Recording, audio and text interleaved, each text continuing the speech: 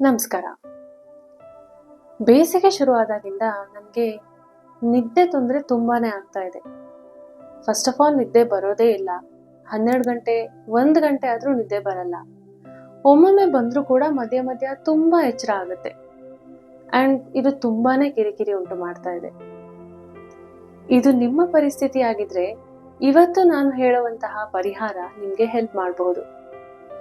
ಇವತ್ತಿನ ವಿಡಿಯೋದಲ್ಲಿ ನಾನು ಬೇಸಿಗೆ ಸಮಯದಲ್ಲಿ ಕಂಡುಬರುವಂತಹ ನಿದ್ರಾಹೀನತೆಗೆ ವೈಜ್ಞಾನಿಕ ಪರಿಹಾರಗಳನ್ನ ತಿಳಿಸ್ಕೊಡ್ತೀನಿ.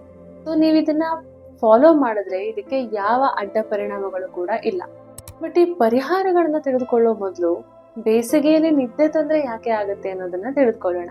ನಿದ್ದೆ ನಮ್ಗೆ ಬಹಳ ಅವಶ್ಯಕ. ಬೇಡದೇ ಇರುವಂತಹ ವಸ್ತುಗಳನ್ನ ನಮ್ಮ ದೇಹ ಕ್ಲೀನ್ ಮಾಡ್ಕೊಳ್ಳೋದು ನಾವು ನಿದ್ದೆ ಮಾಡುವ ಸಂದರ್ಭದಲ್ಲಿ. ಅಂಡ್ ನಮ್ಮ ಬ್ರೈನ್ ಕೂಡ ಅದರಲ್ಲಿ ಏನೇನು ಕಲ್ಮಶಗಳಿವೆ ಅಲ್ಲ, ಅದನ್ನ ನಮ್ಮ ಬ್ರೈನ್ ಕ್ಲೀನ್ ಮಾಡೋದು ನಾವು ಮಲ್ಕೊಂಡಾಗ್ಲೇನೆ. ಬೇಕಾಗಿರೋದನ್ನಷ್ಟನ್ನ ಸೇವ್ ಮಾಡಿಟ್ಟು ಬೇಡದಿರೋದನ್ನ ಹೊರ ಹಾಕತ್ತೆ. ಸೊ ನೆಕ್ಸ್ಟ್ ಡೇ ನಿಮ್ಮ ಬ್ರೈನ್ ಮತ್ತೆ ನಿಮ್ಮ ದೇಹ ಎರಡು ಕರೆಕ್ಟ್ ಆಗಿ ಕೆಲಸ ಮಾಡ್ಬೇಕು ಅಂತಂದ್ರೆ ಇವತ್ತಿನ ರಾತ್ರಿ ನೀವು ಕರೆಕ್ಟ್ ಆಗಿ ನಿದ್ರೆ ಮಾಡಿರ್ಬೇಕು. ಬಟ್ ಬೇಸಿಗೆಯ ಸಮಯದಲ್ಲಿ ನಮ್ಗೆ ನಿದ್ದೆ ತೊಂದರೆ ಕಾಣಿಸ್ಕೊಳ್ಬಹುದು. ಅಂಡ್ ಇದಕ್ಕೆ 4 ಮೇನ್ ರೀಸನ್ಸ್ ಇದೆ. ಇವುಗಳನ್ನ ಒಂದಾದ್ಮೇಲೆ ಒಂದು ತಿಳ್ಕೊಳ್ಳೋಣ. ಮೊದಲನೇ ಕಾರಣ thermo regulation failure. Thermo regulation ನ ವೈಫಲ್ಯ. ನಮ್ಮ ಬಾಡಿ ಥರ್ಮೋ ರೆಗ್ಯುಲೇಷನ್ ಅನ್ನುವಂತಹ ಒಂದು ವೈಶಿಷ್ಟ್ಯವನ್ನ ಹೊಂದಿದೆ. ಅಂದ್ರೆ ಹೊರಗಡೆ ಏನೇ ಟೆಂಪರೇಚರ್ ಇರಲಿ, ತುಂಬಾನೇ ಕೋಲ್ಡ್ ಇರಲಿ ಅಥವಾ ತುಂಬಾನೇ ಹೀಟ್ ಇರಲಿ, ನಮ್ಮ ದೇಹ ಒಂದು ಕೋರ್ ಟೆಂಪರೇಚರ್ ಅನ್ನ ಮೇಂಟೈನ್ ಮಾಡುತ್ತೆ. ಅಂದ್ರೆ ಒಂದು ಟೆಂಪರೇಚರ್ ಅನ್ನ ಮೇಂಟೈನ್ ಮಾಡುತ್ತೆ. ಅದು ಯಾವಾಗ್ಲೂ ಸರಾಸರಿ 32 ಡಿಗ್ರಿ ಸೆಲ್ಸಿಯಸ್ ಇರುತ್ತೆ. ಅಂಡ್ ಈ ಟೆಂಪರೇಚರ್ ಅನ್ನ ಬಾಡಿ ಮೇಂಟೈನ್ ಮಾಡೋದಕ್ಕೆ ಅದು ಉಸಿರಾಟ, ಚರ್ಮ ಹಾಗೇನೆ ಬೆವರಿನ ಸಹಾಯವನ್ನ ತೆಗೆದುಕೊಳ್ಳುತ್ತೆ. ಸೊ ಇವುಗಳ ಮೂಲಕ ನಮ್ಮ ದೇಹದ ಟೆಂಪರೇಚರ್ ಯಾವಾಗ್ಲೂ ಒಂದೇ ರೇಂಜ್ ಅಲ್ಲಿ ಇರುತ್ತೆ. ಬಟ್ ನಿದ್ದೆಯ ಸಮಯದಲ್ಲಿ ಏನಿದೆ, ನಮ್ಮ ದೇಹದ ಟೆಂಪರೇಚರ್ 0.5 ಡಿಗ್ರಿ ಸೆಲ್ಸಿಯಸ್ ಇಂದ 1 ಡಿಗ್ರಿ ಸೆಲ್ಸಿಯಸ್ ಅಷ್ಟು ಕಡಿಮೆ ಆಗ್ಬೇಕು. ಆವಾಗ ಮಾತ್ರ ನಿಮ್ಗೆ ನಿದ್ದೆ ಬರೋದಕ್ಕೆ ಸಾಧ್ಯ. ನಮ್ಮ ದೇಹ ಸರ್ಕೇಡಿಯನ್ ರಿದಮ್ ಮೂಲಕ ನಡೆಯುತ್ತೆ. ಈ ರಿದಮ್ ನಮ್ಮ ದೇಹಕ್ಕೆ ನೀನು ನಿದ್ದೆ ಮಾಡುವಂತಹ ಸಮಯ ಇದು ಅಂತ ಸಿಗ್ನಲ್ ಕೊಡೋದೆ ನಮ್ಮ ದೇಹದ ಟೆಂಪರೇಚರ್ ಅನ್ನ 1 ಡಿಗ್ರಿ ಸೆಲ್ಸಿಯಸ್ ಅಷ್ಟು ಕಡಿಮೆ ಮಾಡೋ ಮೂಲಕ. ಇದು ಆದ್ರೇನೆ ಮಾತ್ರ ನಮ್ಗೆ ನಿದ್ದೆ ಬರುತ್ತೆ. ಬಟ್ ಬೇಸಿಗೆಯ ಸಮಯದಲ್ಲಿ ಫಸ್ಟ್ ಆಫ್ ಆಲ್ ಹೀಟ್ ಜಾಸ್ತಿ ಇರುತ್ತೆ ಅಂಡ್ ಹ್ಯೂಮಿಡಿಟಿ ಜಾಸ್ತಿ ಇರುತ್ತೆ. ಆರ್ದ್ರತೆ ಅಂತ ಏನ್ ಹೇಳ್ತೀವಿ, ಇದರಿಂದಾಗಿ ನಮ್ಮ ದೇಹ ಬೆವರೋದಿಲ್ಲ. ಸೊ ಬಾಡಿ ಟೆಂಪರೇಚರ್ ರೆಗ್ಯುಲೇಟ್ ಮಾಡೋದಕ್ಕೆ ಆಗೋದಿಲ್ಲ, ಬಾಡಿನ ಕೂಲ್ ಮಾಡೋದಕ್ಕೆ ಆಗೋದಿಲ್ಲ. ಇದರಿಂದಾಗಿ ನಿಮ್ಗೆ ನಿದ್ದೆ ತೊಂದರೆ ಆಗಬಹುದು. ಇನ್ನು ಎರಡನೇ ಕಾರಣ ಸರ್ಕೇಡಿಯನ್ ರಿದಮ್ ಡಿಸ್ರಪ್ಷನ್. ಅಂದ್ರೆ ಸರ್ಕೇಡಿಯನ್ ರಿದಮ್ ಅಲ್ಲಿ ಇಂಬ್ಯಾಲೆನ್ಸ್ ಆಗುವಂತದ್ದು. ನಮ್ಮ ದೇಹ ಯಾವಾಗ್ಲೂ ಒಂದು ರಿದಮ್ ಮೇಲೆ ನಡೀತಾ ಇರುತ್ತೆ. ಇದೊಂದ್ ರೀತಿ ಸೈಕಲ್ ಇದ್ದ ಹಾಗೆ. ನೀವು ಎಷ್ಟು ಗಂಟೆಗೆ ಎದ್ದೇಳ್ತೀರಾ, ನಿಮ್ಗೆ ಎಷ್ಟು ಗಂಟೆಗೆ ನಿದ್ದೆ ಬರುತ್ತೆ, ನಿಮ್ಗೆ ಹಸುವು ಯಾವಾಗ ಆಗುತ್ತೆ, ಇದೆಲ್ಲದೂ ಒಂದು ಸೈಕಲ್ ಮೇಲೆ ಡಿಪೆಂಡೆಂಟ್ ಆಗಿದೆ. ಈ ಸೈಕಲ್ ಯಾವಾಗೂ ಬ್ಯಾಲೆನ್ಸ್ಡ್ ಇದ್ರೆ ನಿಮ್ಮ ದೇಹ ಕೂಡ ಬ್ಯಾಲೆನ್ಸ್ಡ್ ಇರುತ್ತೆ. ಬಟ್ ಸಮ್ಮರ್ ಟೈಮಲ್ಲಿ ಡೇ ಟೈಮ್ ತುಂಬಾ ಲಾಂಗ್ ಆಗಿರುತ್ತೆ. ಅಂದ್ರೆ ಸೂರ್ಯ ಬಹಳ ಹೊತ್ತು ಆಕಾಶದಲ್ಲಿ ಇರ್ತಾನೆ. ಸೊ ನಮಗೆ ದಿನದ ಸಮಯ ಲಾಂಗ್ ಇರುತ್ತೆ. ಬೆಳಿಗ್ಗೆ 6 ಗಂಟೆಗೆ ಸೂರ್ಯೋದಯ ಆದ್ರೆ 6:30-7 ಗಂಟೆ ಸಂಜೆ ಆದ್ರೂ ಕೂಡ ಸೂರ್ಯಾಸ್ತ ಆಗೋದಿಲ್ಲ.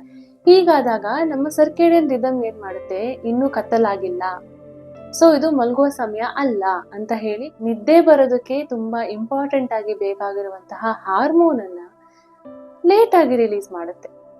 ಆ ಹಾರ್ಮೋನೇ ಮೆಲಟೋನಿನ್. ಮೆಲಟೋನಿನ್ ನಮ್ಮ ನಿದ್ದೆಗೆ ಬಹಳ ಅವಶ್ಯಕ. ಮೆಲಟೋನಿನ್ ಲೇಟ್ ಆಗಿ ರಿಲೀಸ್ ಆದ್ರೆ ನಿದ್ದೆ ಕೂಡ ಲೇಟ್ ಆಗಿ ಬರುತ್ತೆ. ಅಂಡ್ ಇದರ ಮೇಲೆ ನಾವೇನ್ ಮಾಡ್ತೀವಿ, ಬೆಡ್ ಟೈಮ್ ಅಲ್ಲಿ ಫೋನ್ ಇಲ್ಲ ಲ್ಯಾಪ್ಟಾಪ್ ಇಲ್ಲ ಟಿವಿ ಸ್ಕ್ರೀನ್ ಅನ್ನ ನೋಡ್ತೀವಿ. ಸೊ ಇದರಿಂದ ನಮ್ಮ ಬಾಡಿಗೆ ರಾಂಗ್ ಸಿಗ್ನಲ್ ಹೋಗುತ್ತೆ. ಇನ್ನೂ ಕತ್ತಲಾಗಿಲ್ಲ, ಬೆಳಕೆ ಇದೆ, ಸೊ ಇದು ನಿದ್ದೆ ಸಮಯ ಅಲ್ಲ, ಹಾರ್ಮೋನ್ ರಿಲೀಸ್ ಆಗಲ್ಲ, ಇನ್ನೂ ಲೇಟ್ ಆಗುತ್ತೆ. ಸೊ ನೀವು ಬ್ಲೂ ಲೈಟ್ಗೆ ಎಷ್ಟೊತ್ತು ಎಕ್ಸ್ಪೋಸ್ ಆಗ್ತೀರಾ, ಅದರಲ್ಲೂ ರಾತ್ರಿ ಸಮಯದಲ್ಲಿ, ಅಷ್ಟು ಲೇಟ್ ಆಗಿ ನಿಮ್ಮ ನಿದ್ದೆ ಹಾರ್ಮೋನ್ ರಿಲೀಸ್ ಆಗುತ್ತೆ, ಅಷ್ಟು ಲೇಟ್ ಆಗಿ ನಿಮ್ಗೆ ನಿದ್ದೆ ಬರುತ್ತೆ.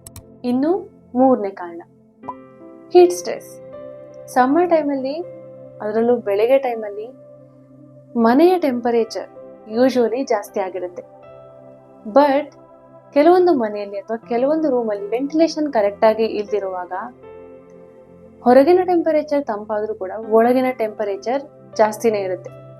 ಸೊ ಆ ರೀತಿ ಜಾಸ್ತಿ ಇರೋ ಟೆಂಪರೇಚರ್ ಅಲ್ಲಿ ನೀವು ಮಲ್ಕೊಂಡಾಗ ನಿಮ್ಗೆ ಹೀಟ್ ಸ್ಟ್ರೆಸ್ ಆಗುವಂತಹ ಚಾನ್ಸಸ್ ಇರುತ್ತೆ.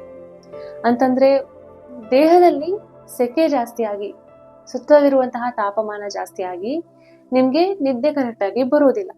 ಅಂಡ್ ಹೀಟ್ ಸ್ಟ್ರೆಸ್ ಆದಾಗ ಏನಿದೆ, ನಮ್ಮ ದೇಹಕ್ಕೆ ರಾಂಗ್ ಸಿಗ್ನಲ್ ಹೋಗುತ್ತೆ. ಅಂತಂದ್ರೆ ನಮ್ಮ ದೇಹ ಓಕೆ ತುಂಬಾ ಸೆಕೆ ಆಗ್ತಿದೆ, ಬೆವರು ಕೂಡ ಬರ್ತಿದೆ, ನಾನು ಯಾರೋ ತೊಂದರೆಯಲ್ಲಿದ್ದೀನಿ ಅಂತ ರಾಂಗ್ ಸಿಗ್ನಲ್ ಅನ್ನ ಕ್ಯಾಚ್ ಮಾಡುತ್ತೆ. ಸೊ ಇದರಿಂದ ಏನಾಗುತ್ತೆ, ಸ್ಟ್ರೆಸ್ ಸಮಯದಲ್ಲಿ ರಿಲೀಸ್ ಆಗುವಂತಹ ಅಡ್ರಿನಾಲಿನ್ ಹಾಗೇನೆ ಕಾರ್ಟಿಸಾಲ್ ಅನ್ನುವಂತಹ ಸ್ಟ್ರೆಸ್ ಹಾರ್ಮೋನ್ಗಳು ದೇಹದಲ್ಲಿ ರಿಲೀಸ್ ಆಗುತ್ತೆ.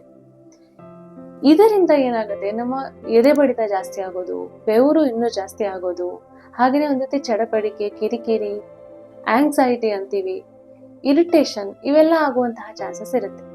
ಸೊ ಇದರಿಂದ ನಿಮ್ಮ ನಿದ್ದೆಗೆ ಬಹಳ ತೊಂದರೆ ಆಗುತ್ತೆ. 4ನೇ ಕಾರಣ ಡಿಹೈಡ್ರೇಷನ್. ಸಮ್ಮರ್ ಟೈಮಲ್ಲಿ ನಾರ್ಮಲಿ ನಮ್ಮ ದೇಹದಿಂದ ತುಂಬಾ ನೀರು ವ್ಯಯ ಆಗ್ತಿರುತ್ತೆ. ಸೊ ನೀವು ನೀರು ಕಡಿಮೆ ಕುಡಿತೀರಾ ಅಂತಂದ್ರೆ ನಿಮ್ಗೆ ಖಂಡಿತ ಡಿಹೈಡ್ರೇಷನ್ ಆಗಿರುತ್ತೆ. ಡಿಹೈಡ್ರೇಷನ್ಗೂ ನಿದ್ದೆಗೂ ಏನ್ ಸಂಬಂಧ ಅಂತ ನೀವು ಕೇಳಬಹುದು. ನಾನು ಹೇಳ್ದಲ್ಲ, ಮೆಲಟೋನಿನ್, ನಿದ್ದೆ ಮಾಡೋದಿದ್ರೆ ಮೆಲಟೋನಿನ್ ಬೇಕೇ ಬೇಕು. ಅಂಡ್ ಆ ಮೆಲಟೋನಿನ್ ಕರೆಕ್ಟ್ ಆಗಿ ಪ್ರೊಡ್ಯೂಸ್ ಆಗೋದಕ್ಕೆ ನೀರು ಬೇಕೇ ಬೇಕು. ನೀರು ಸರಿಯಾಗಿ ದೇಹದಲ್ಲಿ ಇಲ್ಲ ಅಂತಂದ್ರೆ ಮೆಲಟೋನಿನ್ ಕೂಡ ಕಡಿಮೆ ಪ್ರೊಡ್ಯೂಸ್ ಆಗುತ್ತೆ, ನಿದ್ದೆನೂ ಕೂಡ ತೊಂದರೆಗೊಳಪಡುತ್ತೆ. ಅಂಡ್ ಥರ್ಮೋ ರೆಗ್ಯುಲೇಷನ್ ಅಂತ ಏನ್ ಹೇಳಿದೆ, ದೇಹ ಹೊರಗಿನ ಟೆಂಪರೇಚರ್ಗೆ ಅನುಕೂಲಕರವಾಗಿ ನಮ್ಮ ದೇಹದ ಟೆಂಪರೇಚರ್ ಅನ್ನ ಸರಿಪಡಿಸ್ಕೊಳ್ಳೋದು, ಇದಕ್ಕೆ ಕೂಡ ನೀರಿನ ಅವಶ್ಯಕತೆ ತುಂಬಾನೇ ಇದೆ. ಸೊ ನೀರಿಲ್ಲದೆ ಥರ್ಮೋ ರೆಗ್ಯುಲೇಷನ್ ಆಗಲ್ಲ. ದೇಹದ ಟೆಂಪರೇಚರ್ ಹೊರಗಿನ ಟೆಂಪರೇಚರ್ ಜಾಸ್ತಿ ಆದಾಗ ಜಾಸ್ತಿ ಆಗುತ್ತೆ. ಸೊ ಇದರಿಂದ ಕೂಡ ನಿದ್ದೆ ಬರೋದಿಲ್ಲ. ಡಿಹೈಡ್ರೇಷನ್ ಇಂದ ನಿದ್ದೆ ಬರ್ತೀರಾ ಅಂತಂದ್ರೆ ನಿಮ್ಗೆ ಕೆಲವೊಂದು ಸೂಚನೆಗಳು ಕಾಣುತ್ತೆ. ಫಾರ್ ಎಕ್ಸಾಂಪಲ್, ಬಾಯಿ ಒಣಗುತ್ತೆ, ಗಂಟಲು ಒಣಗುತ್ತೆ, ಹಾಗೇನೆ ಸ್ನಾಯು ಸೆಳೆತ ಆಗುತ್ತೆ, ಇರಿಟೇಷನ್, ಚಡಪಡಿಕೆ ಆಗುತ್ತೆ. ಹಾಗಿದ್ರೆ ಈ ಸಮಸ್ಯೆಗಳು ಯಾವಾಗ ತುಂಬಾ ಜಾಸ್ತಿ ಆಗುತ್ತೆ ಅಂತ ನೋಡಕ್ ಹೋದ್ರೆ, ತಾಪಮಾನ ತುಂಬಾ ಜಾಸ್ತಿ ಆದಾಗ, ಆರ್ದ್ರತೆ ತುಂಬಾ ಜಾಸ್ತಿ ಆದಾಗ, ನಿಮ್ಮ ಕೋಣೆಯಲ್ಲಿ ಅಥವಾ ನಿಮ್ಮ ಮನೆಯಲ್ಲಿ ವೆಂಟಿಲೇಷನ್ ಇಲ್ಲ, ಗಾಳಿ ಓಡಾಡಲ್ಲ ಅಂತ ಆದಾಗ, ಒಂದೇ ಕೋಣೆಯಲ್ಲಿ ಬಹಳ ಜನ ಇದ್ದಾರೆ ಅಥವಾ ಮಲಗ್ತಿದ್ದಾರೆ ಅನ್ನುವಾಗ ಕೂಡ ಈ ತೊಂದರೆ ಆಗಬಹುದು. ಅಂಡ್ ಮಲಗೋ ಸಮಯದಲ್ಲಿ ನೀವು ಬ್ಲೂ ಸ್ಕ್ರೀನ್ ಅಂದ್ರೆ ಫೋನ್, ಟಿವಿ, ಲ್ಯಾಪ್ಟಾಪ್ ಈ ರೀತಿಯ ಸ್ಕ್ರೀನ್ ಬಳಕೆ ಮಾಡ್ತಿದ್ದೀರಾ ಅಂತಂದ್ರೆ, ರಾತ್ರಿ ಊಟ ತುಂಬಾ ಸ್ಪೈಸಿ, ಆಯಿಲಿ, ಹೆವಿ ಇದೆ ಅಥವಾ ತಡವಾಗಿ ಊಟ ಮಾಡ್ತಿದ್ದೀರಾ ಅಂತಂದ್ರೆ ಕೂಡ ನಿದ್ದೆಗೆ ತೊಂದರೆ ಆಗಬಹುದು. ಯಾಕಂದ್ರೆ ಆಹಾರ ಜೀರ್ಣ ಆಗೋ ಸಂದರ್ಭದಲ್ಲಿ, ಅದರಲ್ಲೂ ಹೆವಿ, ಆಯಿಲಿ, ಸ್ಪೈಸಿ ಫುಡ್ ಈ ರೀತಿಯ ಆಹಾರಗಳು ಜೀರ್ಣ ಆಗೋ ಸಂದರ್ಭದಲ್ಲಿ ದೇಹದ ಟೆಂಪರೇಚರ್ ಜಾಸ್ತಿ ಆಗುತ್ತೆ. ಇದಕ್ಕೆ ಥರ್ಮೋಜೆನೆಸಿಸ್ ಅಂತ ಹೇಳ್ತಾರೆ. ಸೊ ಇದರಿಂದ ನಿಮ್ಗೆ ರಾತ್ರಿ ನಿದ್ದೆ ಬರೋದಕ್ಕೆ ಕಷ್ಟ ಆಗೋದು, ನಿದ್ದೆ ಬಂದ್ರೂ ಕೂಡ ಪದೇ ಪದೇ ಎಚ್ಚರ ಆಗುವಂತಹದ್ದು, ರಾತ್ರಿ ಬಹಳ ಕಿರಿಕಿರಿ, ಸ್ನಾಯು ಸೆಳೆತ, ಈ ರೀತಿಯ ತೊಂದರೆಗಳು ಕಾಣಿಸ್ಕೊಳ್ಳುವಂತಹದ್ದು. ಇದರಿಂದ ನಿಮ್ಮ ಬೆಳಗಿನ ಕೆಲಸದಲ್ಲೂ ಕೂಡ ತೊಂದರೆ ಉಂಟಾಗುತ್ತೆ. ತುಂಬಾ ಆಯಾಸ ಆಗುವಂತಹದ್ದು, ಫ್ರೆಶ್ ಫೀಲ್, ತಾಜಾತನ ಫೀಲ್ ಆಗದೆ ಇರುವಂತಹದ್ದು, ಹಾಗೇನೆ ಏಕಾಗ್ರತೆಯ ಕೊರತೆ ಆಗುವಂತಹದ್ದು, ಕಿರಿಕಿರಿ ಜಾಸ್ತಿ ಆಗುವಂತಹದ್ದು, ಇದೆಲ್ಲ ಚಾನ್ಸಸ್ ಜಾಸ್ತಿ ಇದೆ. ಸೊ ಈಗ ಇದಕ್ಕೆ ಪರಿಹಾರಗಳೇನೇನು ಅಂತ ನೋಡೋಣ. ಮೊದಲನೇದಾಗಿ ನಿಮ್ಮ ಸುತ್ತಲಿನ ಪರಿಸರವನ್ನ ನಿಯಂತ್ರಣ ಮಾಡಬೇಕು. ಅಂತಂದ್ರೆ ನೀವು ನಿಮ್ಮ ಕೊಠಡಿಯ ಅಥವಾ ನಿಮ್ಮ ಮನೆಯ ಟೆಂಪರೇಚರ್ ತಗ್ಗಿಸುವ ಹಾಗೆ ನೋಡ್ಕೊಳ್ಬೇಕು. ಫ್ಯಾನ್ ಯೂಸ್ ಮಾಡಿ, ಇಲ್ಲ ಕೂಲರ್ ಯೂಸ್ ಮಾಡಿ, AC ಯೂಸ್ ಮಾಡಿ. ಸರಿಯಾಗಿ ನಿದ್ದೆ ಬರಬೇಕು ಅಂತಂದ್ರೆ ನಿಮ್ಮ ಕೊಠಡಿಯ ಟೆಂಪರೇಚರ್ 18ರಿಂದ 21 ಡಿಗ್ರಿ ಸೆಲ್ಸಿಯಸ್ ಇರಬೇಕು. ಬಟ್ ಬರೀ ಫ್ಯಾನ್ ಇಂದ ಅಥವಾ ಕೂಲರ್ ಇಂದ ಇದು ಸ್ವಲ್ಪ ಕಷ್ಟ ಆಗ್ಬೋದು. ಅದರಲ್ಲೂ ಬಹಳ ಟೆಂಪರೇಚರ್ ಏರಿಕೆ ಆಗುವಂತಹ ಜಾಗಗಳಿಗೆ ಸ್ವಲ್ಪ ಕಷ್ಟ ಆಗ್ಬೋದು. ಬಟ್ ಅಟ್ಲೀಸ್ಟ್ ನೀವು ವೆಂಟಿಲೇಷನ್ ಕರೆಕ್ಟ್ ಆಗಿ ಆಗೋ ತರ ನೋಡ್ಕೊಂಡ್ರೆ, ರಾತ್ರಿ ಹೊರಗಿನಿಂದ ತಂಪು ಗಾಳಿ ಕೊಠಡಿ ಒಳಗಡೆ ಬರೋ ತರಹ ನೋಡ್ಕೊಂಡ್ರೆ, ಅಂಡ್ ಅಟ್ಲೀಸ್ಟ್ 24 ಡಿಗ್ರಿ ಸೆಲ್ಸಿಯಸ್ ಇಂದ 26 ಡಿಗ್ರಿ ಸೆಲ್ಸಿಯಸ್ ಅಷ್ಟು ನಿಮ್ಮ ರೂಮ್ ಟೆಂಪರೇಚರ್ ಬಂದ್ರೆ ನೀವು ನಿದ್ದೆಯನ್ನ ಮಾಡ್ಬೋದು. ಅಂಡ್ ನೀವು AC ಯೂಸ್ ಮಾಡ್ತಿದ್ದೀರಾ ಅಂತಂದ್ರೆ ಟೆಂಪರೇಚರ್ ಅನ್ನ ತುಂಬಾ ಕಡಿಮೆ ಮಾಡ್ಕೊಳ್ಬೇಡಿ. ಯಾಕಂದ್ರೆ ಹೊರಗಿನ ಟೆಂಪರೇಚರ್ ಬಿಸಿ ಇರುತ್ತೆ, ಸಡನ್ ಆಗಿ ನಿಮ್ಮ ದೇಹದ ಟೆಂಪರೇಚರ್ ತಂಪಾಗ್ಬಿಟ್ರೆ ದೇಹದಲ್ಲಿ ಇಂಬ್ಯಾಲೆನ್ಸ್ ಆಗ್ಬಹುದು. ಅಂಡ್ ಹ್ಯುಮಿಡಿಟಿ ಕಡಿಮೆ ಇರೋ ತರ ನೋಡ್ಕೊಳ್ಳಿ. ಮನೆಯಲ್ಲಿ ಒದ್ದೆ ಬಟ್ಟೆಯನ್ನ ಒಳಗಡೆ ಒಣಗಿಸ್ಬೇಡಿ. ಹಾಗೇನೆ ಕಿಚನ್ ಮತ್ತೆ ಬಾತ್ರೂಮ್ಗೆ ಎಕ್ಸಾಸ್ಟ್ ಫ್ಯಾನ್ ಇದ್ರೆ ಆನ್ ಮಾಡಿಡಿ.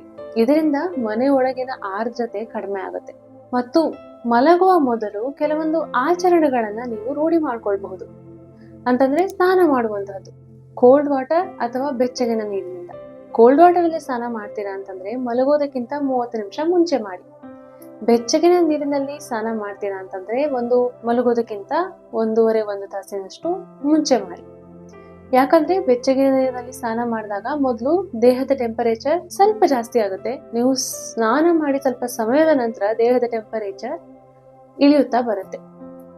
ಸೊ ಈ ರೀತಿ ಮಾಡಬಹುದು. ಇಲ್ಲ ಸ್ನಾನ ಮಾಡೋಕ್ಕಾಗ್ಲಿಲ್ಲ ಅಂತಂದ್ರೆ ನೀವು ಮುಖವನ್ನ, ಕಾಲುಗಳನ್ನ ತಣ್ಣಗಿನ ನೀರಿನಲ್ಲಿ ತೊಳಿಬಹುದು. ಇದನ್ನು ಕೂಡ ಮಾಡಬಹುದು. ಹಾಗೇನೆ ಕಾಟನ್ ಬೆಡ್ಡಿಂಗ್, ನೀವು ಬೆಡ್ ಏನ್ ಯೂಸ್ ಮಾಡ್ತೀರಾ ಅದಕ್ಕೆ ಕಾಟನ್ ವಸ್ತ್ರವನ್ನ ಹಾಕುವಂತಹದ್ದು, ಕಾಟನ್ ವಸ್ತ್ರವನ್ನ ಧರಿಸುವಂತಹದ್ದು. ಯಾಕಂದ್ರೆ ಕಾಟನ್ ಬಟ್ಟೆ ಏನಿದೆ ಅದು ಗಾಳಿ ಆಡೋದಕ್ಕೆ ಆಸ್ಪದ ಮಾಡ್ಕೊಡುತ್ತೆ. ಅಂಡ್ ಜಾಸ್ತಿ ಆರ್ದ್ರತೆ ಇದ್ರೂ ಕೂಡ ಅದು ಹೀರ್ಕೊಡುತ್ತೆ, ನಮ್ಮ ಬೆವರನ್ನು ಕೂಡ ಹೀರ್ಕೊಡುತ್ತೆ ಅಂಡ್ ದೇಹವನ್ನ ತಂಪಾಗಿಡುತ್ತೆ. ಪಾಲಿಸ್ಟರ್ ಬಟ್ಟೆ, ನೈಲಾನ್ ಬಟ್ಟೆ, ಈ ರೀತಿಯ ಬಟ್ಟೆಗಳು ದೇಹದಲ್ಲಿ ಶಾಖವನ್ನ ಹಾಗೆ ಹಿಡಿದಿಟ್ಕೊಳ್ಳುತ್ತೆ. ಸೊ ಬೇಸಿಗೆಯಲ್ಲಿ ಇದನ್ನ ಧರಿಸೋದ್ರಿಂದ ನಿಮ್ಮ ದೇಹದ ಶಾಖ ಕೂಡ ಜಾಸ್ತಿ ಆಗಬಹುದು, ನಿದ್ದೆಗೆ ಕೂಡ ತೊಂದರೆ ಆಗಬಹುದು. ಸೊ ಸಡಿಲವಾಗಿರುವಂತಹ ಕಾಟನ್ ಬಟ್ಟೆ ಬಹಳ ಉತ್ತಮ. ನಮ್ಮ ದೇಹದ ಒಂದು ವೈಶಿಷ್ಟ್ಯತೆ ಅಂತಂದ್ರೆ ನಮ್ಮ ಪಾದ ತಂಪಾದ್ರೆ ಪೂರ್ತಿ ದೇಹ ತಂಪಾಗುತ್ತೆ. ಯಾಕಂದ್ರೆ ನಮ್ಮ ಪಾದದಲ್ಲಿ ಬಹಳಷ್ಟು ಬ್ಲಡ್ ವೆಸಲ್ಸ್ ಇದೆ, ರಕ್ತನಾಳಗಳಿದೆ. ಸೊ ಮಲ್ಕೊಳ್ಳೋಕ್ಕಿಂತ 10-15 ನಿಮಿಷ ಮೊದಲು ನಿಮ್ಮ 2 ಕಾಲುಗಳನ್ನ ತಂಪಾದ ನೀರಿನಲ್ಲಿ ಅದ್ದಿಸಿ ಸ್ವಲ್ಪ ಹೊತ್ತು ಇಟ್ಕೊಳ್ಳಿ. ಅದಾದ ನಂತರ ಮಲ್ಕೊಳ್ಳಿ. ಇಲ್ಲ ಅಂತಂದ್ರೆ ನಿಮ್ಮ ಸಾಕ್ಸ್ ಅನ್ನ ಒದ್ದೆ ಮಾಡಿ ಫ್ರಿಜ್ ಅಲ್ಲಿ ಇಟ್ಕೊಳ್ಳಿ. ಮಲ್ಗೋದಕ್ಕಿಂತ 15 ಮಿನಿಟ್ಸ್ ಮುಂಚೆ ಆ ಸಾಕ್ಸ್ ಅನ್ನ 5 ನಿಮಿಷ ಹಾಕೊಳ್ಳಿ. ಆಮೇಲೆ ಅದನ್ನ ತೆಗೆದಿಟ್ಟು ಮಲ್ಕೊಳ್ಳಿ. ಇದರಿಂದ ಕೂಡ ನಿಮ್ಗೆ ನಿದ್ದೆ ಚೆನ್ನಾಗಿ ಬರಬಹುದು. ಬೆಳಕು ನಿಮ್ಮ ಸರ್ಕೇಡಿಯನ್ ರಿದಮ್ನ ಇಂಬ್ಯಾಲೆನ್ಸ್ ಮಾಡುತ್ತೆ.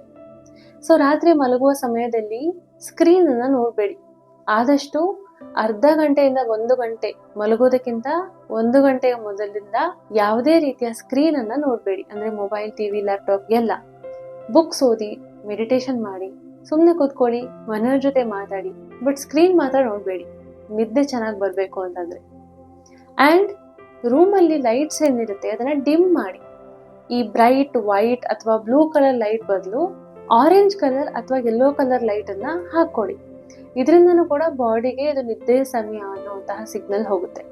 ಅಂಡ್ ಬೆಳಗ್ಗೆ ನಿಮ್ಮ ನಿದ್ದೆ ಹಾಳಾಗಬಾರ್ದು ಅಂತಂದ್ರೆ ರೂಮಲ್ಲಿ ಬ್ಲ್ಯಾಕ್ ಔಟ್ ಕರ್ಟನ್ ಅನ್ನ ಯೂಸ್ ಮಾಡಿ. ಅಂತಂದ್ರೆ ಸೂರ್ಯನ ಕಿರಣ ರೂಮ್ ಒಳಗೆ ಬರದೇ ಇರೋ ತರ ತಡೆಯುವಂತಹ ಕರ್ಟನ್ಸ್ ಅನ್ನ ಯೂಸ್ ಮಾಡಿ. ಬೆಳಗ್ಗೆ ಎದ್ದ ತಕ್ಷಣ 15-20 ನಿಮಿಷಗಳ ಕಾಲ ನಿಮ್ಮ ದೇಹವನ್ನ ಸೂರ್ಯನ ಬೆಳಕಿಗೆ ಒಡ್ಕೊಳ್ಳಿ. ಇದು ನಿಮ್ಮ ದೇಹಕ್ಕೆ ಸಿಗ್ನಲ್, ಬೆಳಗ್ಗೆ ಆಯ್ತು, ಸೊ ಮೆಲಟೋನಿನ್ ಅನ್ನ ಕಡಿಮೆ ಮಾಡಬೇಕು ಅಂತ. ಸೊ ಕರೆಕ್ಟ್ ಟೈಮಿಗೆ ಮೆಲಟೋನಿನ್ ಕಡಿಮೆ ಆದ್ರೆ ಮತ್ತೆ ನಿಮ್ಮ ನಿದ್ದೆ ಸಮಯದಲ್ಲಿ ಮೆಲಟೋನಿನ್ ಆಟೋಮೆಟಿಕ್ಲಿ ಜಾಸ್ತಿ ಆಗುತ್ತೆ. ಸೊ ನಿಮ್ಮ ರಿದಮ್ ಏನಿದೆ, ನಿಮ್ಮ ಬಾಡಿ ಕ್ಲಾಕ್ ಏನಿದೆ ಅದು ಸರಿ ಹೋಗುತ್ತೆ. ಇನ್ನು ನಿಮ್ಮ ಊಟ ಮತ್ತೆ ಹೈಡ್ರೇಷನ್. ಬೇಸಿಗೆಯಲ್ಲಿ ಹೈಡ್ರೇಷನ್ ತುಂಬಾನೇ ಇಂಪಾರ್ಟೆಂಟ್. ದೇಹ ಡಿಹೈಡ್ರೇಟ್ ಆಗದೆ ಇರೋ ತರ ನೋಡ್ಕೊಳ್ಳಿ. ನಿಮ್ಗೆ ದಾಹ ಆಗೋದಕ್ಕಿಂತ ಮುಂಚೆ ನೀರು ಕುಡೀರಿ. ಯಾಕಂದ್ರೆ ನಿಮ್ಗೆ ದಾಹ ಆಗ್ತಿದೆ ಅಂತಂದ್ರೆ ದೇಹ ಆಲ್ರೆಡಿ ಡಿಹೈಡ್ರೇಟ್ ಆಗಿದೆ ಅಂತ ಅರ್ಥ. ನೀರನ್ನ ಚೆನ್ನಾಗಿ ಕುಡೀರಿ, ಬಟ್ ಊಟದ ಸಮಯದಲ್ಲಿ ಕುಡಿಬೇಡಿ. ಯಾಕಂದ್ರೆ ನಿಮ್ಮ ಡೈಜೆಷನ್ಗೆ ಪ್ರಾಬ್ಲಮ್ ಆಗಬಹುದು. ಹಾಗೇನೆ ಮಲಗೋ ಸಮಯದಲ್ಲಿ ಕುಡಿಬೇಡಿ. ಮೂತ್ರ ವಿಸರ್ಜನೆಗೆ ಪದೇ ಎದ್ದು ಹೋಗಿ ನಿಮ್ಮ ನಿದ್ದೆಗೆ ತೊಂದರೆ ಆಗಬಹುದು. ಸೊ ಇದೆರಡು ಸಮಯ ಬಿಟ್ಟು ಉಳಿದಿರೋ ಸಮಯದಲ್ಲಿ ನೀರನ್ನ ಚೆನ್ನಾಗಿ ಕುಡೀರಿ. ರಾತ್ರಿ ಸಮಯದಲ್ಲಿ ನಿಮ್ಮ ರಾತ್ರಿಯ ಊಟ ಏನಿರುತ್ತೆ ಅದನ್ನ ಲಘುವಾಗಿ ಮಾಡಿ. ರಾತ್ರಿ ಹೊತ್ತು ಲೈಟ್ ಆಗಿರುವ ಆಹಾರವನ್ನ ಸೇವಿಸೋದನ್ನ ರೂಢಿ ಮಾಡ್ಕೊಳ್ಳಿ. ಸಂಜೆಯ ಮೇಲೆ ಕೆಫೀನ್ ಅನ್ನ ಅವಾಯ್ಡ್ ಮಾಡಿ.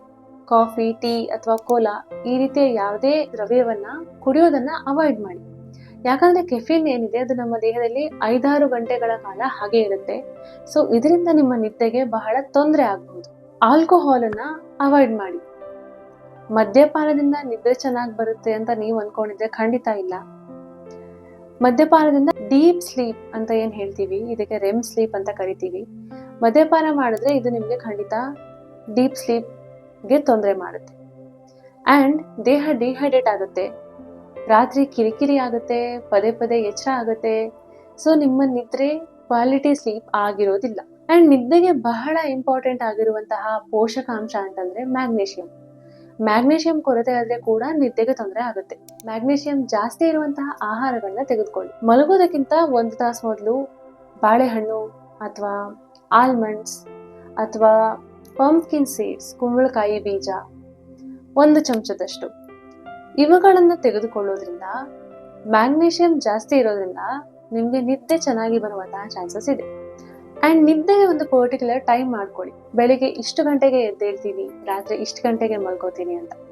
ಎವ್ರಿ ಡೇ ನೀವು ಸೇಮ್ ಟೈಮನ್ನು ಮೇಂಟೈನ್ ಮಾಡಿದ್ರೆ ನಿಮ್ಮ ಬಾಡಿ ಕ್ಲಾಕ್ಗೆ ಆ ಟೈಮ್ ಆದ ತಕ್ಷಣ ಇದು ದೇಹಕ್ಕೆ ಸಿಗ್ನಲ್ ಕೊಡುವ ಸಮಯ ಅಂತ ಗೊತ್ತಾಗ್ಬಿಡುತ್ತೆ.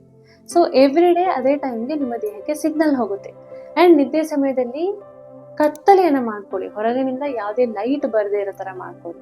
ಅಂಡ್ ಐ ಮಾಸ್ಕ್ ಅನ್ನ ಯೂಸ್ ಮಾಡ್ಬೋದು ಖಂಡಿತವಾಗಿ. ಅಂಡ್ ಹಗಲಿನಲ್ಲಿ ನಿದ್ದೆ ಮಾಡೋ ರೂಢಿ ಇದೆ ಅಂತಂದ್ರೆ 30 ನಿಮಿಷಕ್ಕಿಂತ ಜಾಸ್ತಿ ನಿದ್ದೆ ಮಾಡಬೇಡಿ. 20 ಮಿನಿಟ್ಸ್ ಪವರ್ ನ್ಯಾಪ್ ತಗೊಳ್ಳಿ ಸಾಕು. ಅದಕ್ಕಿಂತ ಜಾಸ್ತಿ ನಿದ್ದೆ ಮಾಡಿದ್ರೆ ನಿಮ್ಮ ರಾತ್ರಿ ನಿದ್ದೆಗೆ ತೊಂದರೆ ಉಂಟಾಗಬಹುದು. ಅಂಡ್ ಇದು ತುಂಬಾನೇ ಇಂಪಾರ್ಟೆಂಟ್, ಸ್ಟ್ರೆಸ್ ಮ್ಯಾನೇಜ್ಮೆಂಟ್. ಸ್ಟ್ರೆಸ್ ಇದ್ರೆ ಕೂಡ ನಿದ್ದೆಗೆ ಬಹಳ ತೊಂದರೆ ಉಂಟಾಗುತ್ತೆ. ಸೊ ನಿಮ್ಮ ಸ್ಟ್ರೆಸ್ ಅನ್ನ ಕಡಿಮೆ ಮಾಡ್ಕೊಳ್ಳಿ. ಅಂಡ್ ಒಂದು ಕಾಮನ್ ಸ್ಟ್ರೆಸ್ ಅನ್ನ ಕಡಿಮೆ ಮಾಡೋದು, ನಿದ್ದೆಯನ್ನ ಇಂಪ್ರೂವ್ ಮಾಡೋದು, ನಿಮ್ಮ ಮೂಡನ್ನ ಇಂಪ್ರೂವ್ ಮಾಡುವಂತಹ ಕೆಲವೊಂದು ಪ್ರಾಕ್ಟೀಸಸ್ ಅಂತಂದ್ರೆ ಬ್ರೀದಿಂಗ್ ಎಕ್ಸಸೈಸಸ್, ಪ್ರಾಣಾಯಾಮ ಅಂತ ಏನ್ ಹೇಳ್ತೀವಿ, ಮೆಡಿಟೇಷನ್, ಯೋಗ, ಈ ರೀತಿಯ ಚಟುವಟಿಕೆಗಳನ್ನ ರೂಢಿಸ್ಕೊಳ್ಳಿ. ರಾತ್ರಿ ಮಲಗೋದಕ್ಕಿಂತ ಮುಂಚೆ ಒಂದು 5 ರಿಂದ 15 ನಿಮಿಷಗಳ ಕಾಲ ಧ್ಯಾನ ಮಾಡಬಹುದು, ಇಲ್ಲ ಪ್ರಾಣಾಯಾಮ ಮಾಡಬಹುದು. ಇದರಿಂದ ನಿಮ್ಮ ನಿದ್ದೆ ಕೂಡ ಇಂಪ್ರೂವ್ ಆಗುತ್ತೆ, ಸ್ಟ್ರೆಸ್ ಕೂಡ ಕಡಿಮೆ ಆಗುತ್ತೆ, ದೇಹದ ಟೆಂಪರೇಚರ್ ಕೂಡ ಕಡಿಮೆ ಆಗುತ್ತೆ, ಮನಸ್ಸು ಶಾಂತ ಆಗುತ್ತೆ. ಬೇಸಿಗೆಯಲ್ಲಿ ಚೆನ್ನಾಗಿ ನಿದ್ರೆ ಮಾಡೋದಕ್ಕೆ ಈ ಪರಿಹಾರಗಳನ್ನ ಅನುಸರಿಸಿ. ಬಟ್ 3-4 ವಾರಗಳ ಕಾಲ ಈ ಪರಿಹಾರವನ್ನ ಅನುಸರಿಸಿದ್ರೂ ಕೂಡ ಯಾವುದೇ ರೀತಿ ಇಂಪ್ರೂವ್ ಆಗ್ತಾ ಇಲ್ಲ. AC ಕೊಠಡಿಯಲ್ಲಿ ಮಲ್ಕೊಂಡ್ರು ಕೂಡ ನಿದ್ದೆ ಚೆನ್ನಾಗಿ ಬರ್ತಿಲ್ಲ. ರಾತ್ರಿ ಒಂದು ರೀತಿ ಉಸಿರು ಕಟ್ಟದಾಗ ಆಗುತ್ತೆ, ಗೊರಕೆ ತುಂಬಾ ಬರ್ತಾ ಇದೆ, ಉಸಿರು ಕಟ್ಟದಾಗಾಗಿ ಸಡನ್ ಆಗಿ ಎಚ್ಚರ ಆಗುತ್ತೆ, ಮತ್ತೆ ಕಾಲುಗಳಲ್ಲಿ ತುಂಬಾ ಹಿಂಸೆ ಆಗುತ್ತೆ. ಬೇಸಿಗೆಯಲ್ಲಿ ಅಂತಲ್ಲ, ಬೇಸಿಗೆ ಬರೋದಕ್ಕಿಂತ ಮುಂಚೆಯಿಂದನೇ ನನಗೆ ಈ ತೊಂದರೆ ಇತ್ತು. ಹಾಗೇನೆ ಮೂಡ್ ಚೇಂಜಸ್ ಆಗ್ತಾ ಇದೆ, ಆಂಗ್ಸೈಟಿ, ಡಿಪ್ರೆಷನ್, ಈ ರೀತಿಯ ಚೇಂಜಸ್ ಆಗ್ತಾ ಇದೆ ಅಂತಂದ್ರೆ ಖಂಡಿತ ಈ ಪರಿಹಾರಗಳ ಮೇಲೆ ಒಂದೇ ಡಿಪೆಂಡ್ ಆಗಿರಬೇಡಿ, ವೈದ್ಯರನ್ನ ಭೇಟಿ ಮಾಡಿ. ಯಾಕಂದ್ರೆ ನಿಮ್ಮ ನಿದ್ದೆಗೆ ಡೀಪ್ ರೂಟ್ ಕಾಸ್ ಬೇರೆ ಏನೋ ಇರಬಹುದು. ಸೊ ಅದನ್ನ ಸರಿಪಡಿಸ್ಕೊಳ್ಳದೆ ನಿಮ್ಮ ನಿದ್ದೆ ಸರಿ ಹೋಗೋದಿಲ್ಲ. ನಮ್ಗೆ ಇವಾಗ ಗೊತ್ತಾಯ್ತು, ನಿದ್ರಾಹೀನತೆ ಎಸ್ಪೆಷಲಿ ಬೇಸಿಗೆಯಲ್ಲಿ ಬರುವಂತಹದ್ದು 2 ಮುಖ್ಯ ಕಾರಣದಿಂದ ಆಗುತ್ತೆ. ಒಂದು, ಥರ್ಮೋ ರೆಗ್ಯುಲೇಷನ್ ಫೇಲ್ ಆಗೋದ್ರಿಂದ, ದುರ್ಬಲ ಆಗೋದ್ರಿಂದ. ಹಾಗೇನೆ ನಿಮ್ಮ ಬಾಡಿ ಕ್ಲಾಕ್, ಸರ್ಕೇಡಿಯನ್ ರಿದಮ್ ಏನಿದೆ, ಇದರ ಇಂಬ್ಯಾಲೆನ್ಸ್ ಇಂದ ಅಂತ. ಇವೆರಡನ್ನ ನೀವು ಸರಿ ಮಾಡ್ಕೊಂಡ್ಬಿಟ್ರೆ, ಇವೆರಡನ್ನ ರೆಗ್ಯುಲೇಟ್ ಮಾಡ್ಕೊಂಡ್ಬಿಟ್ರೆ ನಿಮ್ಮ ನಿದ್ದೆ ಕೂಡ ಸರಿ ಹೋಗುತ್ತೆ. ಅಂಡ್ ಈ ಪರಿಹಾರಗಳನ್ನ ಎಲ್ಲವನ್ನು ಒಮ್ಮೆಲೆ ಮಾಡ್ಬೇಕಂತಿಲ್ಲ. ಫಸ್ಟ್ 2 ಅಥವಾ 3ರಿಂದ ಶುರು ಮಾಡಿ, ನಿಧಾನವಾಗಿ ಪ್ರತಿ ವಾರ ಒಂದೊಂದೇ ಅದಕ್ಕೆ ಸೇರಿಸ್ಕೊಳ್ತಾ ಹೋಗಿ. ನೀವು ಮಾತ್ರ ಅಲ್ಲ, ಬೇಸಿಗೆಯಲ್ಲಿ ಲಕ್ಷಾಂತರ ಜನ ನಿದ್ರೆ ಬರದೆ ಹೈರಾಣಾಗಿದ್ದಾರೆ. ಬಟ್ ಇವತ್ತಿನ ವಿಡಿಯೋ ನೋಡಿದ್ಮೇಲೆ ನಿಮ್ಗೆ ಗೊತ್ತಾಯ್ತು ಅದನ್ನ ಹೇಗೆ ಸರಿಪಡಿಸ್ಕೊಳ್ಬೇಕಂತ. ಸೊ ನಿಮ್ಗೆ ಈ ವಿಡಿಯೋ ಇಷ್ಟ ಆಗಿದ್ದಲ್ಲಿ ಲೈಕ್ ಮಾಡಿ, ಕಮೆಂಟ್ ಮಾಡಿ, ಹಾಗೆಯೇ ನಿಮ್ಮ ಫ್ಯಾಮಿಲಿ ಗ್ರೂಪ್ ಅಲ್ಲಿ ಈ ವಿಡಿಯೋನ ಶೇರ್ ಮಾಡೋದನ್ನ ಮರಿಬೇಡಿ. ನೀವು ಯಾವ ಪರಿಹಾರನ ಸ್ಟಾರ್ಟ್ ಮಾಡ್ತೀರಾ ಅಂತ ನನಗೆ ಕಮೆಂಟ್ ನಲ್ಲಿ ತಿಳಿಸಿ. ಆರೋಗ್ಯದ ಬಗ್ಗೆ ಇನ್ನೂ ಹೆಚ್ಚಿನ ಮಾಹಿತಿಗಳನ್ನ ನನ್ನ ಮುಂದಿನ ವಿಡಿಯೋಸ್ಗಳ ಮೂಲಕ ನಿಮ್ಗೆ ತಲುಪಿಸ್ತೀನಿ. ಈ ವಿಡಿಯೋ ಇಷ್ಟ ಆದ್ರೆ ಚಾನೆಲ್ನ ಸಬ್ಸ್ಕ್ರೈಬ್ ಮಾಡಿ. ಧನ್ಯವಾದ.